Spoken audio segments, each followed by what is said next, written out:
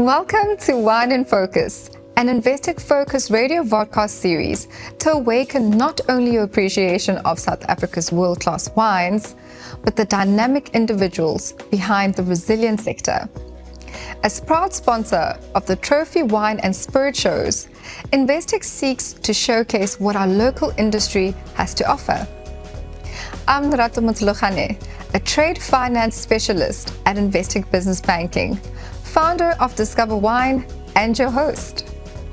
In this fourth episode of the 5-part series, we bring you the inspiring stories of two trailblazing, award-winning young winemakers.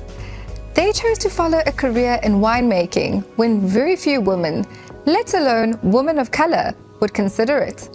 And now they're harvesting the rewards.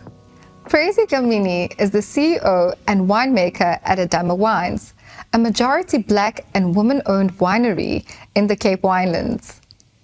Praisy was the first female protege of the Cape Winemakers Guild.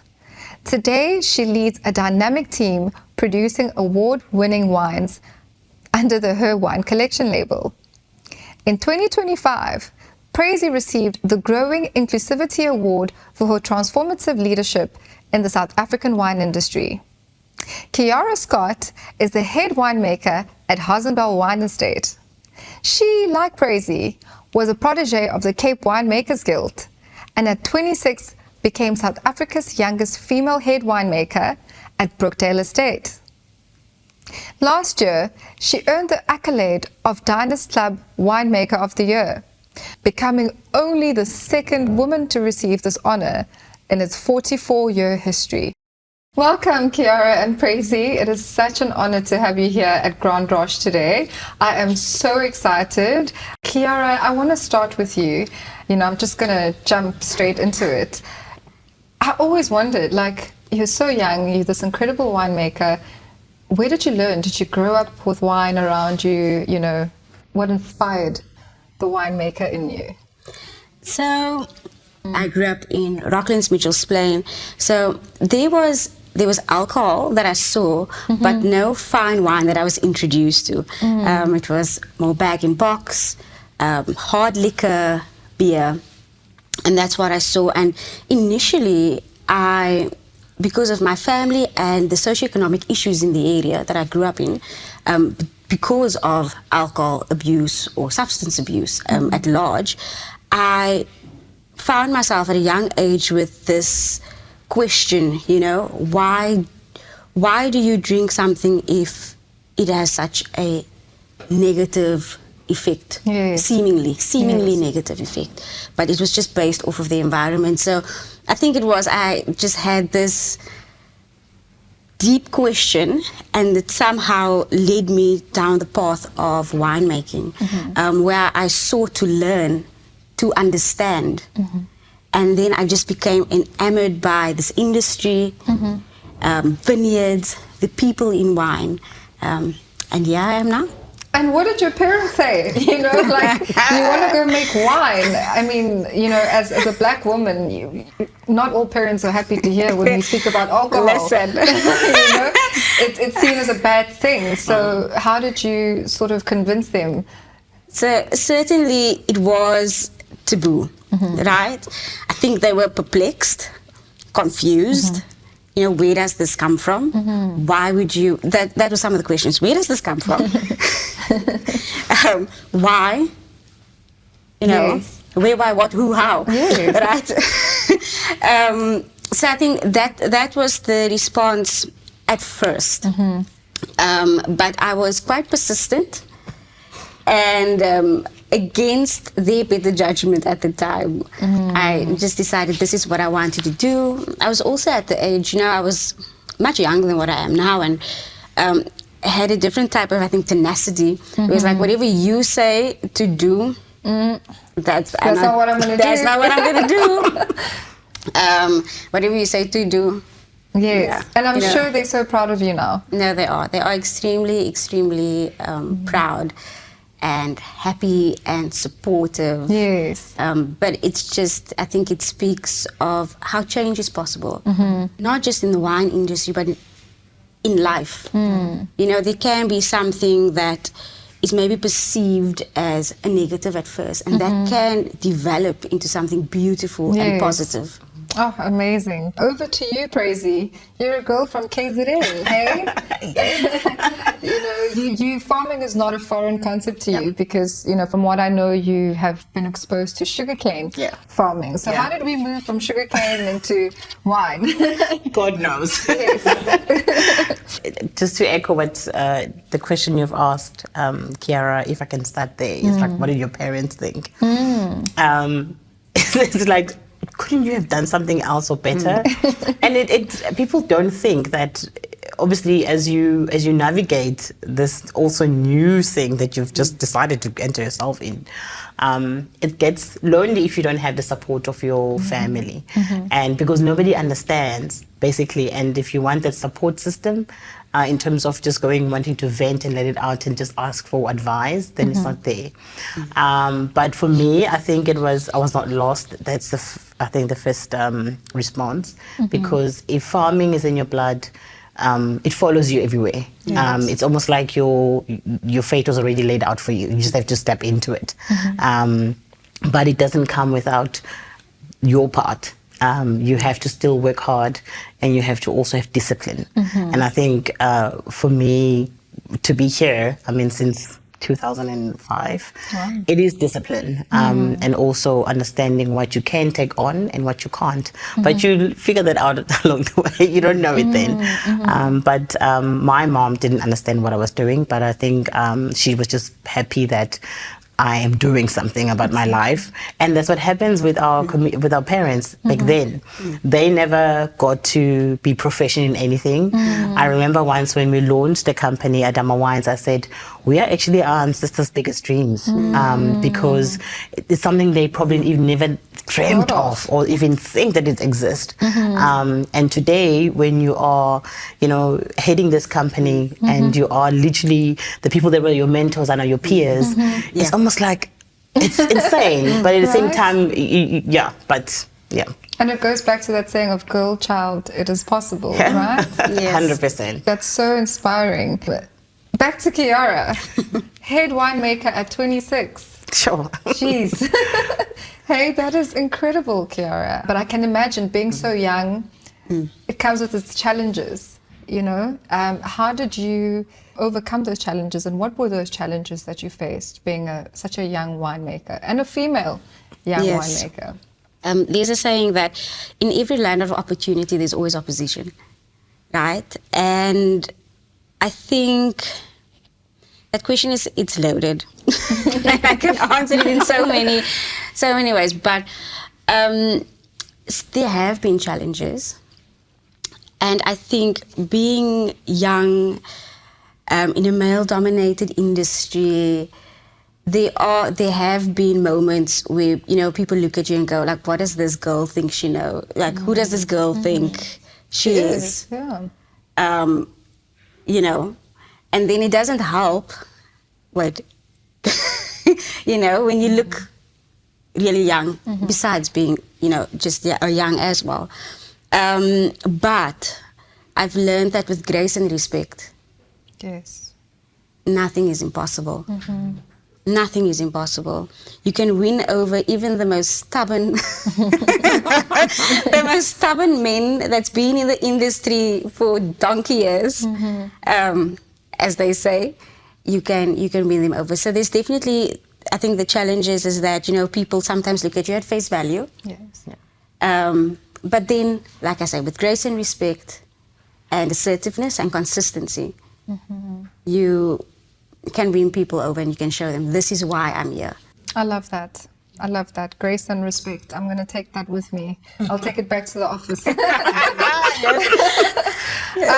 And Praisy, you were the first protege for the Cape Winemakers Guild. First female protege. Yeah. How was that? That must have come with its pressures and, you know, these expectations. And I can imagine being the first, not just female, but first black female. That comes with a lot. You know, we were actually talking about it offline, and we said we never think about it because you're always like, first, why should we label it as such? You know, because at some point someone has to start. But I think I'm glad you're asking that question because I had to think about it. Is that you find something in its rawest form.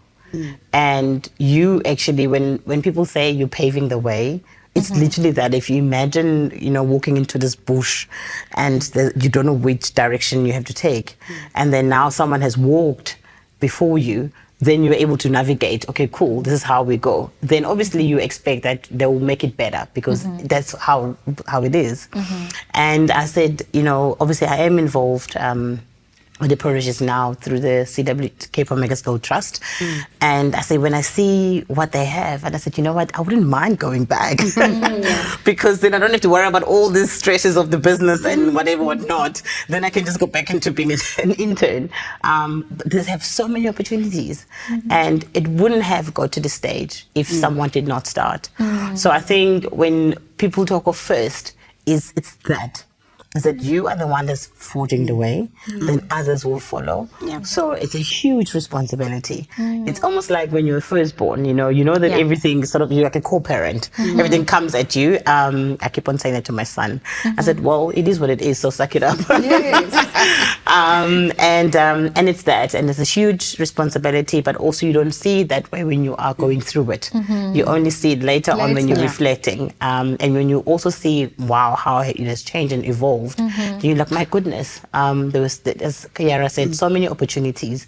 It's just a matter of are you disciplined enough to stay the course in order for you to see what can come up. And I mean, now you've forged your way into leadership, right?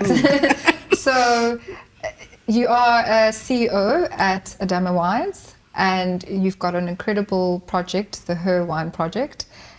What sort of encompasses your leadership style? Are you the strict? Yes. Sorry, it's good. I don't think it's strict more than when you know what you want. And also, again, going back to being the first and forging, then you know there's so much that's bestowed upon you. And failure, you look at it like, why? Where is failure? And you keep on, that small voice reminds you in the background and say, but it's okay to fail because it's how you learn, it's how you grow. But will the society forgive you should you fail? And how would it look like? And that's when I think the imposter syndrome of being female and being black in a space that obviously was not historically yours. And you ask yourself, how would everyone look at it if now I fail? If really I were to make this massive mistake, how would the industry forgive me? So I think that pressure is more than just you just keeping the day going and trying to make it work. But I work with an amazing team. I think if I look at, we just celebrated Mother's Day and I didn't feel that my mom is late because the love from them and their mothers just flustered the room. And I was like, wow, this is why I'm doing this. Wow, that's very, very touching. In terms of inclusivity, you know, obviously that's something that you want to continue driving and it must be a passion of yours. How do you strategize in keeping it that way in the industry? It's keep on doing what you're doing.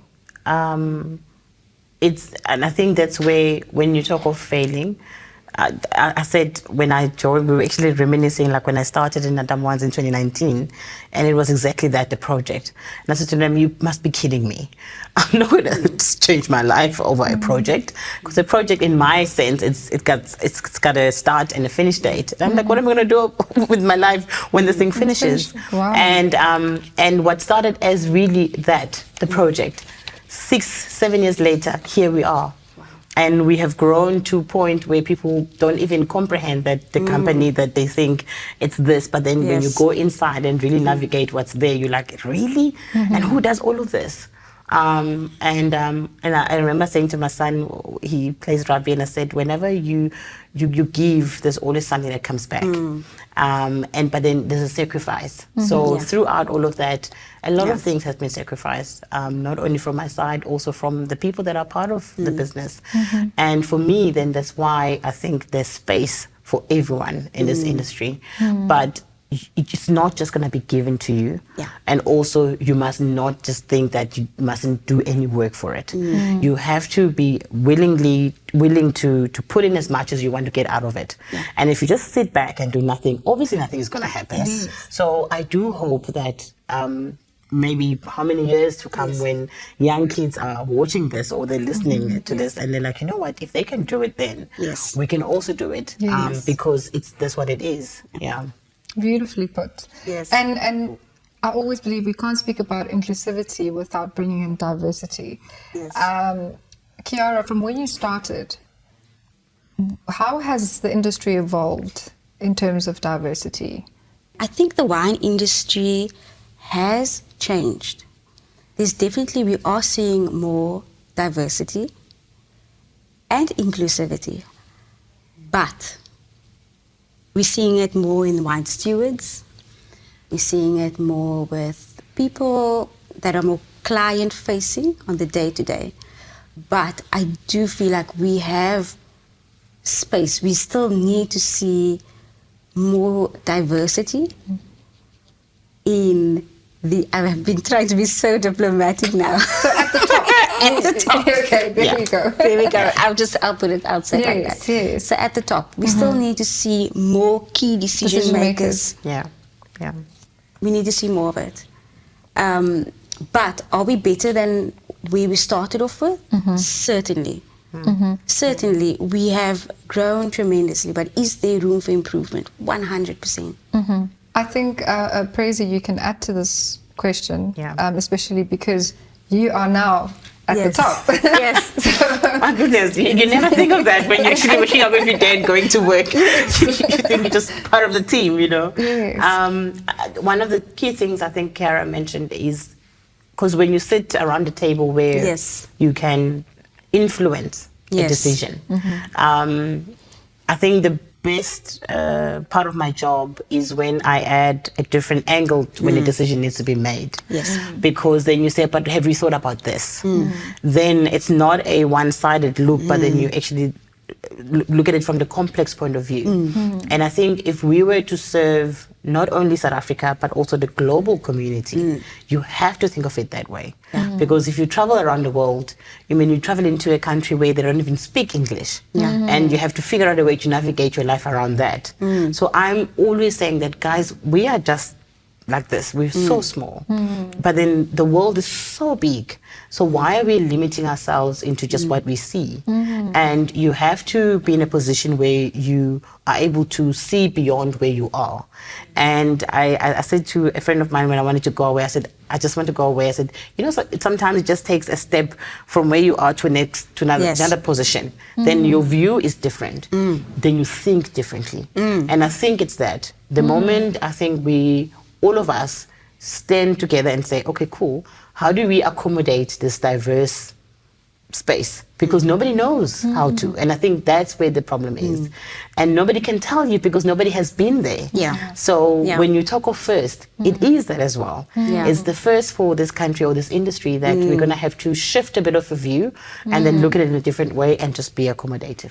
I've noticed in the wine community, it's a beautiful community. And just the other day, I was having a vertical tasting with Lunda, who you both went to school with. And we spoke about women winemakers and how that influences how the wine comes out. It's such an interesting topic. So how do you think there is an influence by the virtue of being a woman? I don't think any of us can speak on behalf of men. So I think let's just be clear about that. But there are wonderful winemakers out there that we also learn from, and we have to give them credit. Certainly. But I think it's almost like when you cook. I always imagine if I cook or if my partner cooks, it always comes out differently. And also how you take care of your kitchen after cooking, it also looks differently. I hope your husband's listening. I hope he's not. This is a nudge.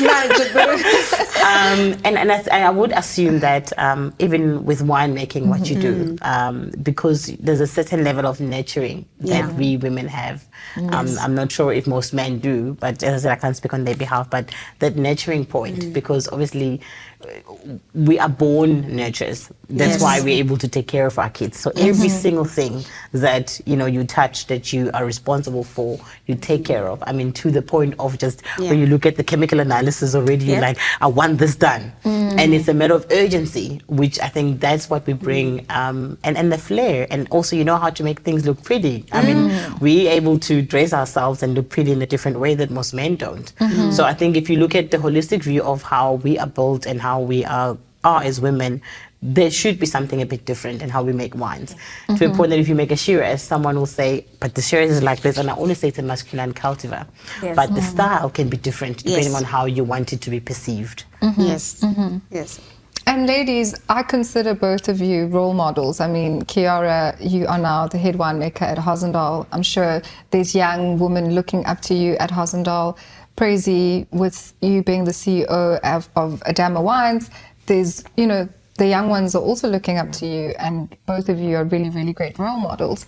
What type of mentoring exists? With me, I'm not involved in any direct mentorship program at the moment, but in my winery and in the vineyard, I always look for the right candidates or people that show that they're willing and upskill from there. I'm working with a young woman now called Nomfundo Gwabaza, and she's a student at Elsenburg, and she is working with me this year, and I'm teaching her about winemaking, working with pumps, going to the vineyard, and so the whole supply chain basically. Yes, that's so precious. And so that's what I'm involved in right now. But just mentorship and paying it forward is so important. I have love for projects. So anything that needs building, I love it. Because I love seeing anything improved.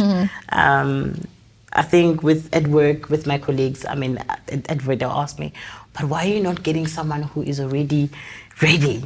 Why do you like someone that you have to teach? And I said, you know, the beauty lies when you look back and you see someone how they walked in to where they are. And also when you see them leave your space to somewhere totally different. In 2019 or 2020, I got an intern, Nicole, who's now part of our team, and she's moved to a different division. She just came in as an admin person, and the things that we did together, I mean, her wine collection was born, she was there. Wow. We did it all together, and to see her, develop into new product development manager. And I said, my goodness, if I see you back then and to who you are now, it brings me joy. And we're doing that as well through bursaries. So with our brand, Her One Collection, 2% of our sales goes to bursary students. We started with 4 back in 23, and now we have 8. And some of them are getting out of the system this year, and we keep on taking them in as they come. And it's all that. And I said, how do we, when I walked into, before we were in Wellington, when I walked into that and I see these kids walking around, I said, how do we improve these kids' lives? I mean, I'm a product of a bursary. I got a bursary for me to be here. If I can be this person just because I got a bursary, I'm sure we can also just do something. Just hope.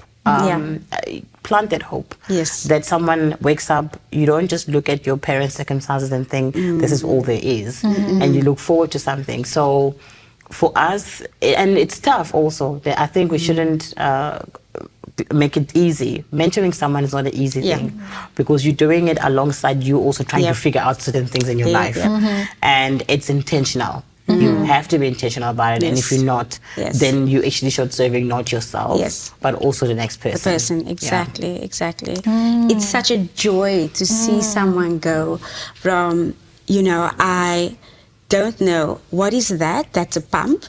How does that work? And then tomorrow they're confident in operating heavy machinery. Or they go, what is Chardonnay? And the next moment they're teaching somebody else, part of the multiplication, paying it forward. Praisy, you recently won the Growing Inclusivity Award, which makes a lot of sense. What continues to drive you? You just spoke about how you love taking on these projects and you keep doing it.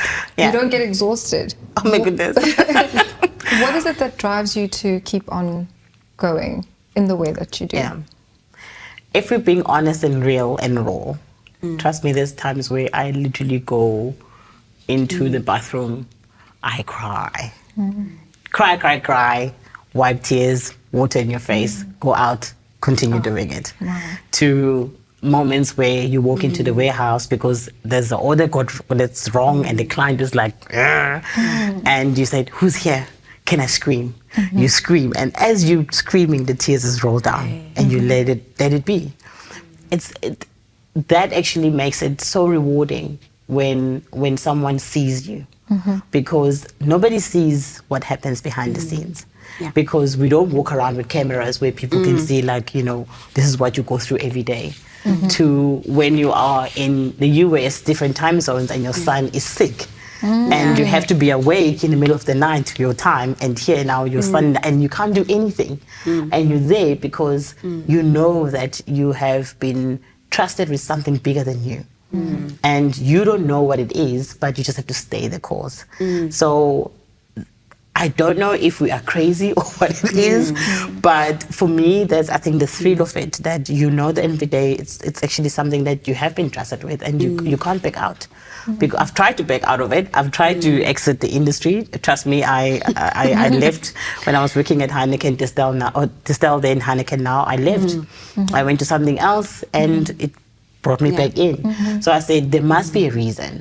And I think when I won the award without even knowing that someone will think of nominating me, to a point that you even get chosen to get it, I was like, wow. So basically what you're doing, someone is actually playing Big Brother and just spotlighting and seeing what you're doing. So it feels good, because then it means that it's not just in vain. Ladies, I could sit here all day listening to your wonderful stories and drawing inspiration from both of you. I can guarantee you I'm going to leave here so inspired. I want to take over the world after this. But unfortunately, we've come to an end of this episode. And I've been doing this thing where I ask this one very pivotal question. And that is, where would you like to see South Africa's wine industry in the next 10 years? What is the dream? The dream to me is, it's really multifaceted, right? Because of South Africa's history, number one, as a wine industry, where we are now, and I believe where we are going. So, inclusion, diversity, technology, better technology, grape growing, winemaking, looking at African indigenous knowledge incorporated into our winemaking. We've been looking at Europe as the teacher for so long, where in Africa, on this continent that is so rich, not just with minerals and gold and all these things, but rich in knowledge, actually seeing that, taking that information, extrapolating it, taking it, and using it in our winemaking, that would really set us apart in terms of culture, in terms of our terroir, our people. I think I echo some of the sentiments Kiara have said, but me in my old skin, I love heritage. Yeah. Because heritage tells you a story where you come from and who you are. It sets you apart from the rest. And for me, even if obviously times change and times move with AI coming up, I still wish that we can keep, something that really tells our story as South Africans. Because I always say, whenever you go, whatever country, you represent the wines of South Africa. There, it's not about whoever, it's the wines of South Africa. And I think that is what we need to all agree on. How does it look like? But I think heritage, we need to keep it. It's really who we are. Yeah. Oh, ladies, you're such a treat. And I'm so sad that this episode is coming to an end.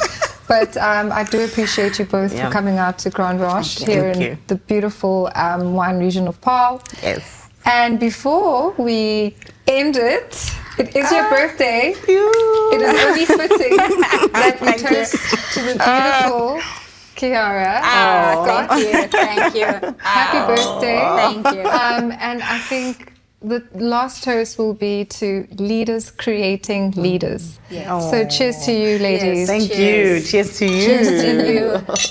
And thank you for being a great host. Oh, thank you. Yeah. Thanks for listening to this episode of Wine in Focus, brought to you by Investec Focus Radio. In our next episode, we will be exploring tech innovation and sustainable practices that are safeguarding our precious vineyards so they can continue to bear fruit and support livelihoods for generations to come. You can also find all the episodes of this series at investec.com/wine in focus, or wherever you get your podcasts. If you enjoyed this episode, please rate it, leave a comment, and forward it to your friends and colleagues. And don't forget to follow our channel.